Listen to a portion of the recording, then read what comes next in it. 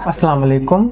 Dialysis dialysis एक तरीका इलाज है उन मरीज़ों का जिनमें गुर्दा कमज़ोर होने की वजह से गुर्दे से निकलने वाला जहर जिस्म में बहुत ज़्यादा फैल जाए, जो आपकी जान और बाकी मसले पैदा कर सकते हैं। डायलिसिस भी एक ट्रीटमेंट का हिस्सा है। जैसे आप दवाई खाते हैं, जैसे आप इंसुलिन लगाते हैं, इसी तरह गुर्दे के इलाज का डायलिसिस भी एक तरीका है। डायलिसिस उन मरीज़ों का होता है जिनके गुर्दे इस काबिल ना हो कि जो जिस्म में जहर पैदा होता है उसको सही तरह फ़िल्टर या जिस्म से निकाल सके। डायलिसिस बेसिकली दो किस्म के होते हैं। एक तो डायलिसिस वो होते हैं जो हम एक्यूट करते हैं, जैसे किसी भी पेशेंट को जिसके गुर्दे किसी भी मसले से, इन्फेक्शन से, प्रेगनेंसी की वजह से या किसी भी ऐसी वजह से, रिवर्सिबल कॉज की वजह से गुर्दे शट डाउन हो जाए तो उनमें हम डायलिसिस करते हैं। ऐसे डायलिसिस को एक्यूट डायलिसिस कहते हैं। ऐसे मरीज़ों में किडनी मोस्टली 6 to 9 वीक में खुद ब खुद रीजनरेट हो जाते हैं दवाइयों के साथ और जो अग्रेसिव फैक्टर है उसको ख़त्म करने के साथ। तो इस दौरान आपके डायलिसिस हो भी सकते हैं और मुसलसल भी हो सकते हैं, लेकिन 6 to 9 वीक तक हमें आपकी सेहत को जहर जो आपके जिस्म में बन रहा है उसको कम करने के लिए डायलिसिस करना पड़ सकता है, कभी कभी रोज़ाना भी और कभी कभी बार बार भी। लेकिन इस डायलिसिस से आपके जिस्म में जहर जो पैदा हो रहा है वो जल्दी निकल जाता है और जो आपके गुर्दे की रिकवरी है वो बेहतर हो जाती है। दूसरा किस्म का डायलिसिस क्रॉनिक डायलिसिस है। वो उन मरीज़ों का डायलिसिस होता है जिनका 3 महीने या उनसे ज़्यादा गुर्दा इस काबिल ना रहे कि वो जिस्म में पैदा होने वाले जहर को निकाल सके।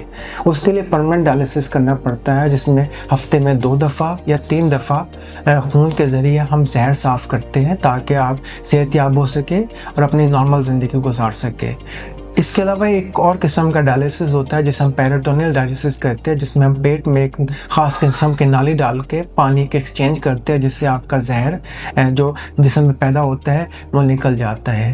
ये डायलिसिस उन मरीज़ों के होते हैं जिनके गुर्दे इस काबिल ना हो कि वो जिस्म से जहर ना निकाल सके। तो ये भी एक ट्रीटमेंट की मोडालिटी है। ये उन मरीज़ों को एडवाइस की जाती है जिनका जिस्म में जहर बहुत ज़्यादा फैल जाए और जो उस काबिल ना हो कि जहर को गुर्दा निकाल सके। इन मरीज़ों में अगर डायलिसिस बर वक्त और टाइम से ना किया जाए तो बहुत किस्म के मसले और कभी कभी जान को भी ख़तरा हो सकता है। तो डायलिसिस एक स्टिग्मा के तौर पे ना ले बल्कि एक ट्रीटमेंट के तौर पे ले, क्योंकि अगर आप बर वक्त और रेगुलर डायलिसिस कराए और उसके साथ अपनी मेडिकेशन और अपनी डाइटरी हैबिट सही रखें तो पेशेंट बहुत अरसा, बल्कि कभी कभी तो काफ़ी अरसा, मोस्टली 20 to 30 ईयर आराम से सेहतयाब ज़िंदगी गुजार सकता है। तो डायलिसिस एक ट्रीटमेंट का हिस्सा है और इसको स्टिग्मा या इसको मौत की सेंटेंस ना समझे बल्कि एक ट्रीटमेंट का हिस्सा समझे जो आपकी बेहतरी के लिए नेफ्रोलॉजिस्ट एडवाइस करता है। मेरा नाम डॉक्टर अहमद यास है। मैं consultant nephrologist and kidney transplant physician हूँ। मैं साइवल टीचिंग हॉस्पिटल और जिना मेडिकल कॉम्प्लेक्स से मुंसलिक हूँ। मैं शाम 3 से 8 बजे तक क्लिनिक करता हूँ। अपॉइंटमेंट के लिए नीचे दिए हुए नंबर से रब्ता कर सकते हैं। Thank you very much.